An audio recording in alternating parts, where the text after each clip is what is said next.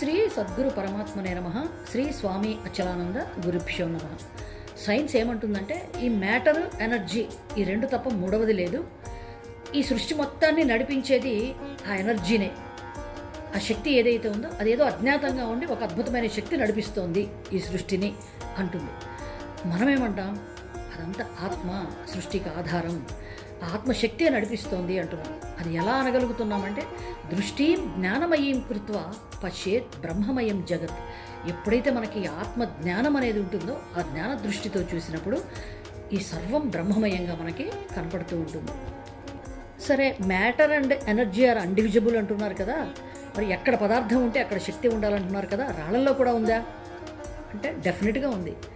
పాషాణంబులయందు కఠిన శక్తి, ఉజ్వల వహినియందు ఉష్ణశక్తి, జలములందు సలలిత ద్రవశక్తి, ఇదంతా ఎక్కడిది?